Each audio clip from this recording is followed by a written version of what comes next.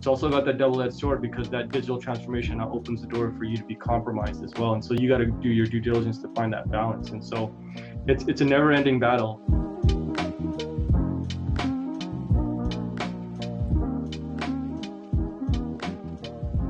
Hey there, folks. Welcome today. My name is Anthony Taylor, and this is the Strategy and Leadership Podcast brought to you by SME Strategy. SME Strategy facilitates and helps organizations create and implement their strategic plans. And I'm super excited to be joined by my guest today, Pabla. Jazz, how are you today? I'm doing well, man. How are you doing? Oh, I'm stoked. I know we caught up a couple of weeks back and you're a listener of the podcast. And now I get to interview you and somebody who is also in maybe not my hometown, but home province of BC. So before we get into our conversation, I just want to let everybody know. So Jazz is the CIO and Director of Information Services at the City of Kelowna. So he's got a dual role there. He's got experience in different cities as well as the private industry. And I'm just excited to talk to him about, the future of business and cities and technology and all that stuff. So Jazz, why don't you give people a little bit more context and then we'll get into the interview. Yeah, for sure. So I'm born and raised in Kelowna. Started in the private sector here, and it was, had a great run, got to meet a lot of different businesses, understood in the private sector how organizations like to work and how they want to interact.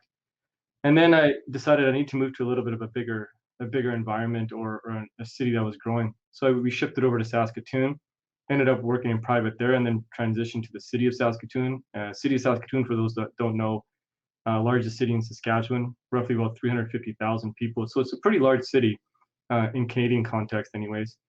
And then, finished things off at the University of Saskatchewan before coming back home. And so, learned a lot from my experiences there and very thankful for all those folks I've met. But yeah, just excited to see sort of what's the future hold for cities and government. That's awesome. So we could delve into technology. I want to sort of say, what is the thing that keeps you busiest in your role? What is sort of your modus operandi, your mission? What drives you on a day-to-day basis? And then we'll get into some more questions.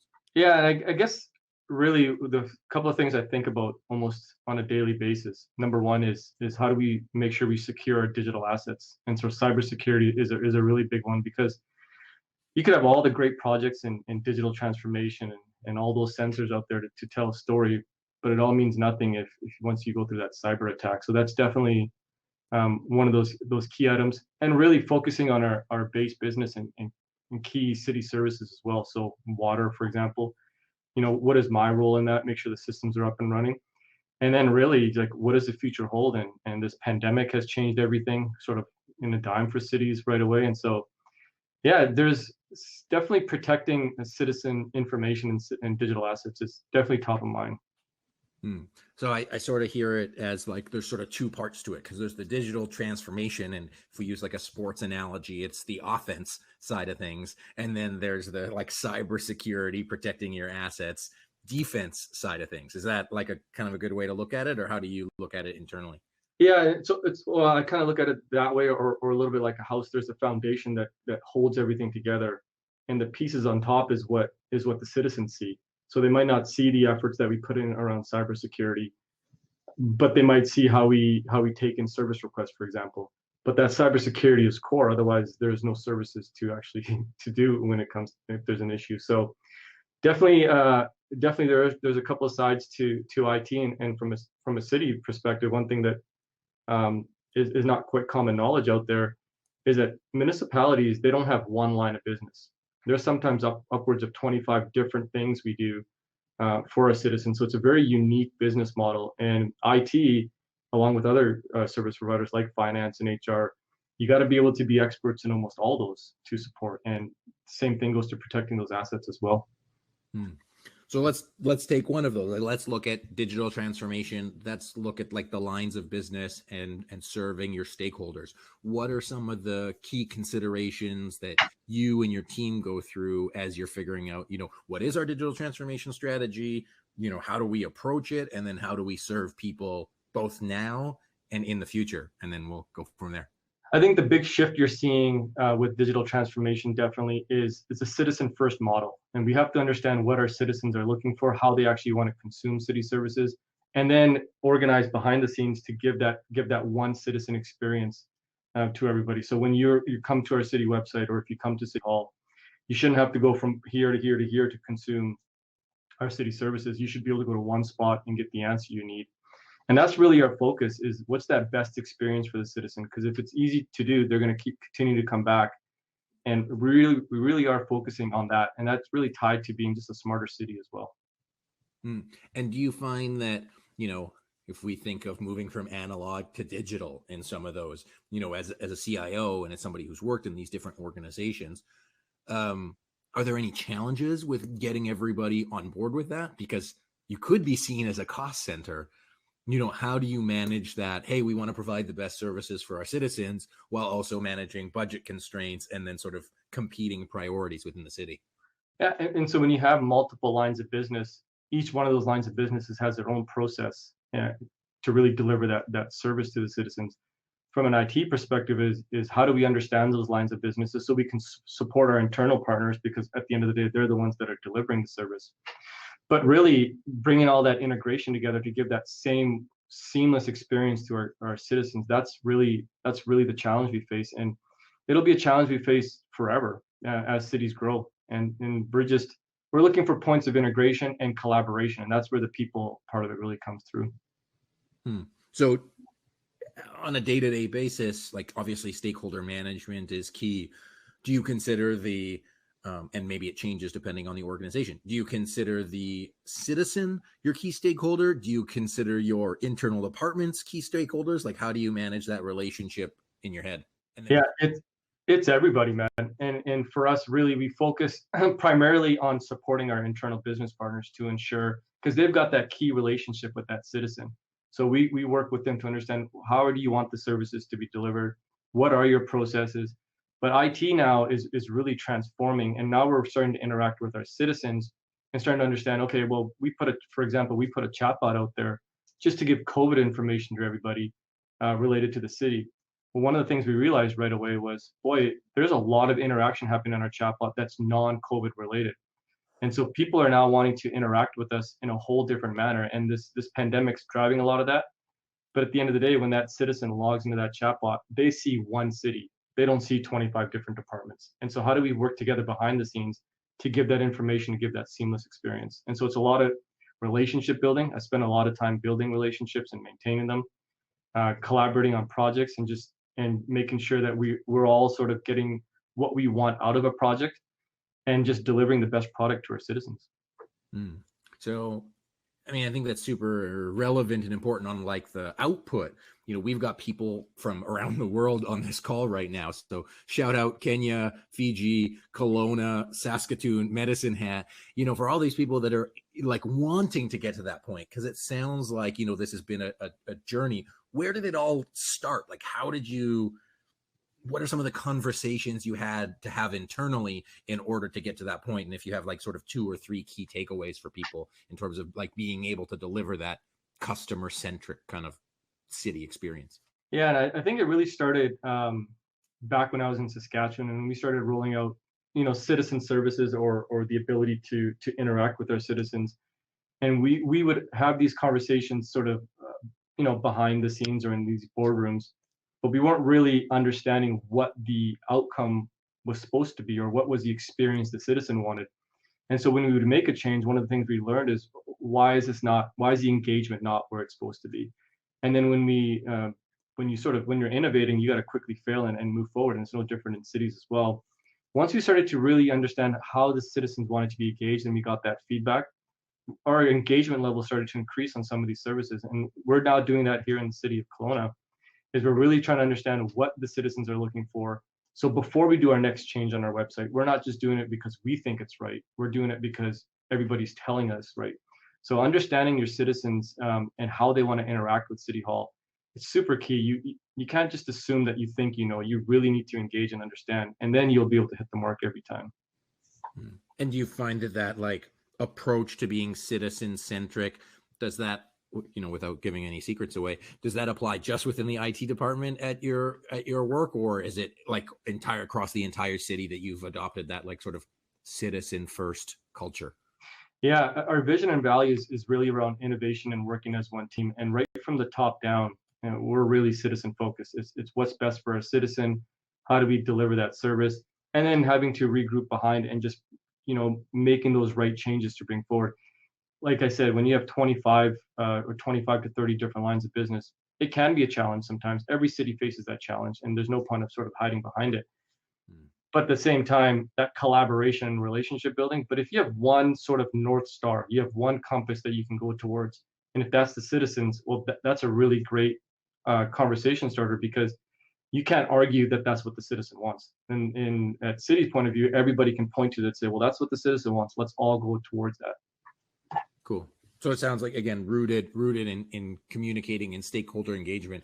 How do you guys, let's say, like looking forward, what are you guys seeing being next about like engaging with people, really having those conversations? And it also sounds like being responsive is really important to how you and your team approach things. Yeah, the new digital channels that are coming out that aren't maybe necessarily new for the consumers, but they are becoming forefront for either private or the public sector. And social media plays a big role in that. So if a citizen says, I see this piece of graffiti and they post it on Twitter, or if they post it on Instagram, how do cities get that information and automatically make a service request in order to help somebody? And so that citizen doesn't have to now go to another layer and then reach out to us. So how do we go out and understand what the citizens are saying with this information that they're posting out there on their own? And really, things like the chatbot or redesigning websites so it's easier to interact. Those are sort of the key elements that's really going to change the experience that citizens have with us. Because right now, for a lot of organizations, is your city website sort of a go-to spot for your citizens for their everyday thing? And if it's not, well, how do you provide that information so it is? Yeah, I think it's as like for-profit businesses, when they look at sort of making those decisions, many of them are sort of customer centric. They say, okay, well, I need to have a competitive advantage. I need to be able to serve my customer better than my competitors. Otherwise they'll leave. In the city realm, I imagine like they probably won't leave because of your city website being poor. But I think the overall experience and willingness to engage increases if you make it easier for them to do so, which is probably from a city what you want. You want engaged citizens, you want happy citizens, and you want to be able to address things, I would assert, proactively versus reactively. What are your thoughts on that? Yeah, in the private sector, you can have performance measures around revenue and profit at the end of the year and then celebrate because you made those changes and you really gave those customers. Performance measures for cities are going to be around customer service satisfaction. Like, how did your citizens feel when they interacted with you? What's the level of engagement? And really, are your service requests being consumed? So are citizens actually going in and interacting with you? Are they actually consuming your city services? Are your rec centers, are they full all the time? These are the kind of performance measures you need. And if your digital transformation is right, it's easy to consume these services. You'll start to see that the changes you're making are actually coming true. So in terms of KPIs and dashboards, how do you and your team both have your IT dashboard? How does you have an organizational wide dashboard? How does the dashboard and the KPIs drive decision making in your organization, and how's that working? Yeah, so we've got several dashboards when it comes to, say, finance or HR information. We also have lots of different dashboards that support our emergency operations center. So lake levels, snow pillows, lots of different things, because cities are also responsible to make sure the creeks that run through are not going to flood a community as well. And so those dashboards are really used to help make decisions or to actually understand. And one of the things now we're getting into is taking those dashboards and actually doing predictive analysis to actually understand, okay, how can we predict a flood? And that's a current project we're doing, and we're openly sharing with everybody, because it's really going to be the wave of the future. All this data that the cities collect, and there's a lot of data that we collect. How do we actually make it useful to help we make those decisions? And so we've got a lot of great dashboards operationally, and our senior leadership team refers to it all the time, and that's how they make decisions. And now you're seeing that transformation happen. How do we make operational decisions immediately with that data? And cities are going to be put on the spot here to give that information to the internal business partners to help sort of drive that citizen satisfaction as well. How do you find that data, when shared, how does that I want to say like establish or build trust and relationships with other stakeholders, like let's say like a business or, you know, somebody else. Like what's like the sort of experience that you get from approaching your business that way? And it's twofold. Sometimes the business comes to us as well. And one of the things we're mindful of is things around data governance and quality of data and ensuring that it is the right data. But once that data, it goes through that and it's cleaned up and it's the right data, you get really great feedback from internal business partners because now they actually understand their business a little bit more and they can make the right changes to improve that citizen experience as well. Hmm. I think it's really cool, just like how you're like as an IT person, it's not just the systems, but it's like the business intelligence of getting the data. Like you're measuring all the time, are we doing this well? And it sounds like one of the key measures of, well, feedback is the feedback. Are we getting feedback? And if we are getting feedback, that's a win, instead of just like putting something out there and like hoping for the best. Yeah, and you know, it's interesting the role of IT leaders was changing up to a couple of years ago, and that hit the fast forward button when that pandemic hit because all of a sudden city halls were shut down, but people still wanted to build their swimming pools or they wanted to start a basement construction, and you can't come into city hall, and so for those cities that weren't online, they had to shift to get that information online and accept that a large sum of payment as well. And so the role of an IT leader has to get away from just that systems or desktops because technology has never been easier to consume. And that type of technology is now quite well polished and easy available. And it's much more reliable than it was, say, 20 years ago. So the role of IT leaders has to be towards that business digital transformation, getting in there and understanding those business processes and using that technical knowledge to translate it back into change. But those systems and things, and cloud has completely changed the world, and it's going to change local government as well. And with technology never being so easy to consume, how do you at that forefront of that business process change and not necessarily working on behind the scenes on that data center stuff, because that riddle's been solved a long time ago, and we have to now think a little bit more progressive in helping our business partners transform. Cool. I love that. So if anybody has any questions, Marty's got a question. I'm going to save it for a little bit, but if anybody has a question, put it in there. Before we go to questions, I want to ask you, and we talked about like that engagement and that looking forward and really being, proactive. What about some of the like that defense part, the part we talked about, like cybersecurity? Either, obviously the risks are very clear, but some people sort of see them as risks and some people don't. What are some of the core considerations that you as a team have when you're looking at sort of where you invest? Like, how do you approach cybersecurity as a strategy, especially since you keep adding? How do you support having that foundation on the back end? Yeah, our cybersecurity strategies are transforming as quick as the business is transforming. So back in the day, you might only be protecting sort of that network or that data center, but now all of a sudden, when you start to consume these software as a service options into the cloud, and it's very easy to buy a piece of application. So now all of a sudden your data is extended out there, or your infrastructure is extended out there. Your cybersecurity strategy has to transform and meet that need as well. And that's one of the challenges that IT leaders are facing is how do you create a cybersecurity strategy that's more of a framework that can react to the changes of the corporation versus saying we're going to install this piece of equipment and then just leave it there. And that's one of the things that we're going through right now is that education, that training, working on privacy impact assessments, so we understand where our data is and is it being protected, and putting that rigor in place so that we're protecting ourselves beforehand. But really, cybersecurity is going to turn into some sort of a framework opportunity, because you're going to always be transforming as technology transforms, and your cybersecurity strategy 2 years ago might not mean anything because technology changes 2 years later. Yeah. And I think it's really interesting, like when we talk about the time frames, and you and I are, relatively young, but looking at cybersecurity as like, some people are like, oh, this is probably not going to happen. Like it's being proactive and saying, okay, yeah, we're guarding against it. And the way I sort of hear you say it is like, we need to have cybersecurity be like something on the forefront, not like an afterthought. Like we need to have these two things building, because if you build one and the security isn't following, like you're risking that. So you cannot build this without having the security to follow. And I think it doesn't just apply to cities. I think it probably applies to all businesses. Am I getting like what you're putting out there?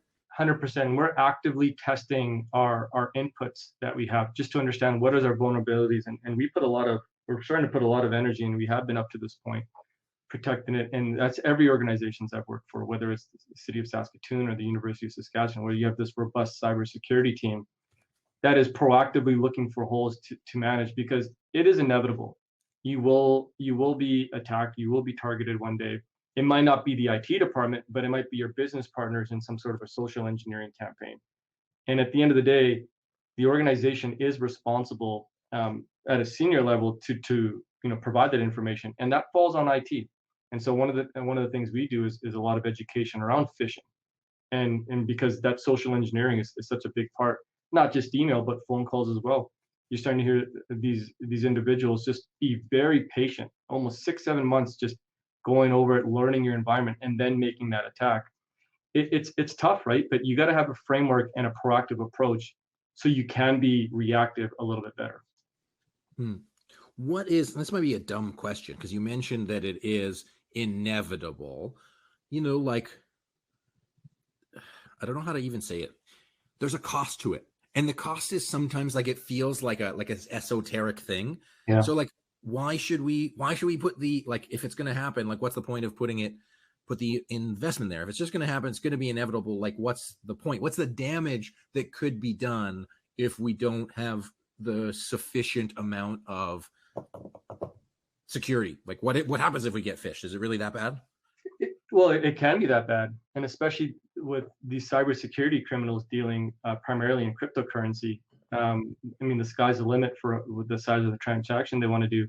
The reason it is important, and the reason you do want to plan, it's what's your response when something happens. And if your response is to cave in and sort of interact with these individuals that are compromising, then you need a different strategy. But if you've got a policy in place to say that, no, we don't interact, well, you need a strategy to say, okay, what am I going to do to get out of this mess? And so you have to be proactive. You do have to plan, and strategically, you got to be ready for everything. And IT is growing to that point where you do need to be ready, because there's so many different ways to consume technology, and you can't also be a roadblock for that digital transformation. So as important as cybersecurity is, it also can't stop you from innovating and moving forward. So there's that fine balance you got to find in place, and that's a tough equation for IT leaders. Yeah, because I part of me still sees it as like it'll never happen to me kind of experience, and I'm not in the same position. But we talk to people that say, oh yeah, we've already been hacked once. Like, how bad could it be if it happens again? But there's obviously reputational risk, there's money risk, there's shutdown risk, and then there's transformation risk and all of that stuff. So I mean, we could probably go on for a while. Anything else that you want to share? Yeah, and I guess just so people realize how real it is, I'm on the national subcommittee of CIOs for cybersecurity for the federal government, and the threat is real. And you're starting to see it in the States as well, where the current administration is now talking about cybersecurity threats being equal to 9/11 and ransomware attacks being equal to 9/11, because that's how serious it is. You see pipelines being shut down. The more water is being monitored by technology, the more electricity is being monitored by technology, and that digital transformations happens in those utilities. Well, it's great because it's efficient and it provides that service. It's also got that double-edged sword, because that digital transformation now opens the door for you to be compromised as well. And so you got to do your due diligence to find that balance. And so it's a never-ending battle in IT. Yeah, I think, again, for-profit or not-for-profit businesses, if you're holding people's health records, you're at risk. If you've got customer data, you're at risk, and really having that strategy in place is critical. So, Jazz, I'm going to get into some questions, and then we can just keep going from there. So, Marty asks, have you piloted any social media mood monitoring platforms or tools, and what are your thoughts around that? We're actually testing one out for the next year or so here, and it's gone really well. It's amazing how much data is available out there. And once again, it's unidentifiable, so we're not pulling any names. We have no idea who the citizens are. We're just taking the emotions, those smiley faces, all that, and the interactions and the reactions. And what we do is when we run certain campaigns, or we're just trying to understand what the community's sort of feeling at an overall sense, say for COVID or whatever sort of projects we have going, this tool just gives us just an idea of what's actually happening in the community. And so it's really it's the voice that doesn't get heard through social media. We're just taking that data and we're now putting lenses on it to say, this is what the citizens are actually talking about. This is what the citizens are actually feeling. And it's just a different way to look at stuff.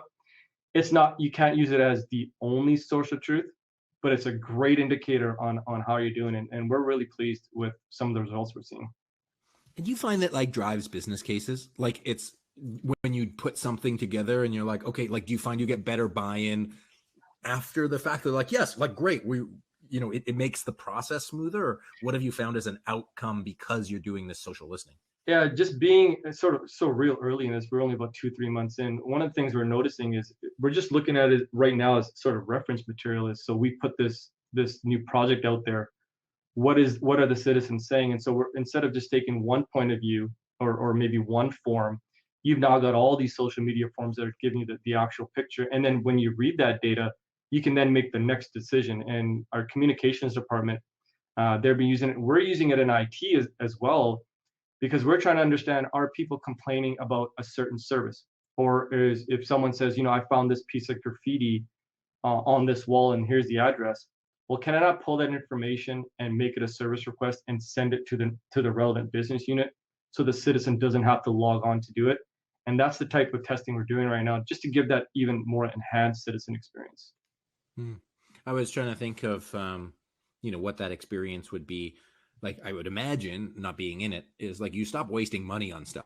Like you spend money where it needs to be addressed, where you're going to have, because, government can have waste. I'm sure the city of Kelowna doesn't, but some governments, might waste. And so really being able to say, hey, where we can see that there's an urgent need on this now, let's make a difference. And for politicians and organizations saying, hey, yeah, we're able to tangibly prove and then potentially get you reelected. The caution I give to people is not all our citizens are on social media. And so when you see services happen or you're wondering why is this being done, it's because it's part of a bigger plan. We've done the engagement and we've done it. And sometimes that doesn't get realized. And so that's when, certain people have certain opinions. But, it is quite remarkable how much effort cities are putting in to understand the amount of cost that go into something. Because, when we look at delivering services or we see something, we definitely think of citizens as being taxpayers before we make that decision. And we take that very seriously. And it's any feedback we get, we use it to sort of align, right? But yeah, it's something that's front and center for us as well. Awesome. If anybody has any more questions for Jazz, please put them in the chat, whether you're on YouTube or online with us right now. Ryan has a question. It says, has the city, and this is a build from what we're talking about, has the City of Kelowna put any thought into how you shift from a push mechanism versus a pull mechanism to engage the citizens? Better, stronger engagement by harnessing data representing a 360 view of your citizen. So you talked a little bit about that, but then there's also the citizens that aren't on sort of technologically enabled platforms. So how do you engage with that? And then how do you balance the push-pull? Yeah, our communications department has several ways to engage our citizens of all different age groups and demographics. And they do a really good job of understanding sort of how people feel about certain services. You have to find that balance, right? Because there's a lot of data out there and you got to work with providers to sort of understand what this data is telling you so you can pull that data in. But you also have to go the other way as well. And once you find that balance, you can get the right information to make the right decisions. But it's a challenge, especially on cities that are growing. Like, I mean, if you look at like a Vancouver or Surrey, San Jose, San Francisco, I talked to some of those cities.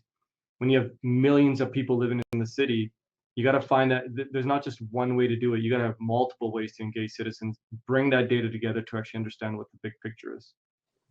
Absolutely. And especially as the changes are happening, the ones that have like net migration, they're moving around. And so it's interesting how like the changing needs of citizens and then also like to react to the changing sort of consumer needs of what they're like expecting. Like I can get something delivered in 2 days. Well, why can't I get the city to tell me about a building permit or where my water line is?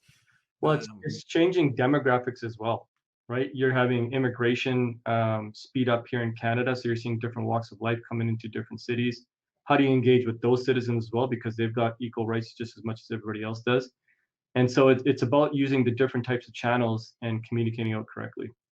Yeah, absolutely. But one of the sort of interesting, I don't know if it's a resurgence or coming in, like the public-private partnerships, like triple Ps, and then like engaging with different groups. So Simon asks about open data and how the City of Kelowna is using it to partner with other entities. So you obviously don't need to talk too much about that, but your experience around open data and partnerships. I think open data doesn't go far enough. It's more around open government. Is how do you share not just data but value added data to the citizens so they can innovate, or they can understand what's happening. We're taking data and open data very seriously here, and you're going as residents of Kelowna with working with data, you're going to start to see just better quality data, also data around the environment as well. Climate change is a big part of it, so we want to share that with our partners.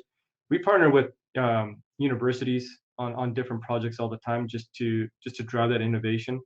But open data and open government is something that a lot of cities are focusing on, and rightfully so, because the data does belong to the citizens at the end of the day. We just have to be mindful that we protect the identity and the personal information of citizens. Yeah, and I think it speaks to the the changing demographics of what one would expect. Younger generations might expect and demand more transparency, whereas a more traditional style of government or information sharing might be preferred by a different socioeconomic group.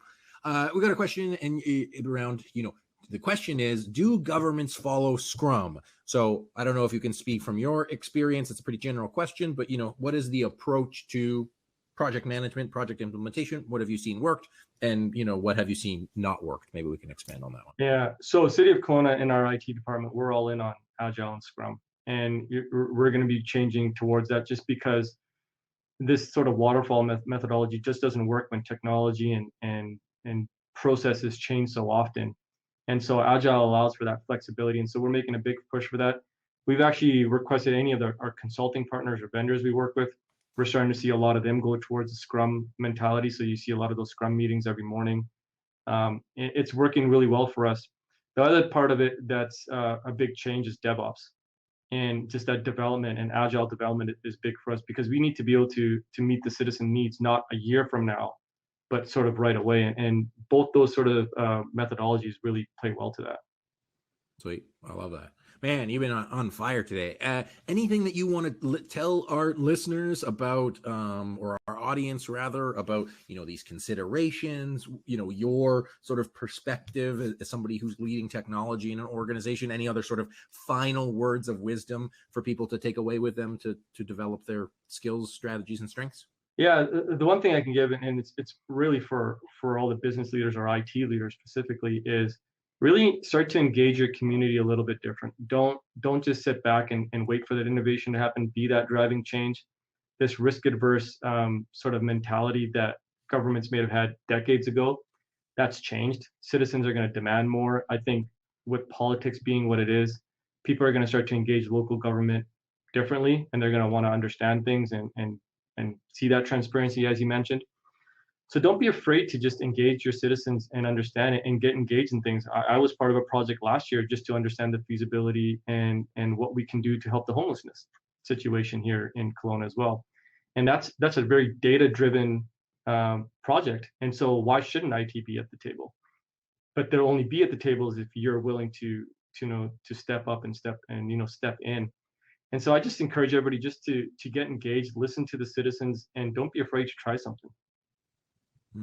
I really like that. Not only like getting invited to the table, like wanting to be at the table, and then like listening while you're at the table, because that's going to help you like define your strategy and really make sure that you're most effective. Nobody wants to be ineffective. So you got to make sure you got the right information. And I think that's central to what I heard from you today, Jazz. So where can people get a hold of you? Where can they learn more about what you're doing? Where can they, pick your brain a little bit more and get all the juicy thoughts you got in there? Yeah, I actually have a blog, and I write almost on a regular basis. So if anybody wants to get a hold of me, all my channels and everything are there. So it's aslife.ca. Check out the blog. I write, try to write once a month or so, time permitting, and all my social media channels are there as well. So anybody that wants to engage or have a conversation about digital transformation, technology, leadership, I'm always here to talk. That's awesome. Well, I just so appreciate you being here today, Jazz, and I appreciate you being a listener on top of that. But really just like sharing what you see, calling it how you see it, and really like pushing people to take the next step, where especially in a sort of structure or system that's could be a little bit old school. So I think you made it really approachable, really easy for people to grasp on. If anybody has any other question, put that in there. And just what was your blog address again? ASlife, so that's aslife.ca, aslife.ca. Okay, I wasn't sure if it was jazzlife.ca. No. Okay, perfect. Just double checking. So thank you, Jason, for checking in on that one. Everybody, thank my guest, Jazz Pabla, who is the CIO and Director of Information Services at the City of Kelowna. I hope you enjoyed today's podcast interview. Thank you, Jazz. It's been such a blast, and I just really appreciate you sharing. My name is Anthony Taylor. This has been the Strategy and Leadership Podcast, and we'll see everybody next time. Thanks, Jazz. Thanks.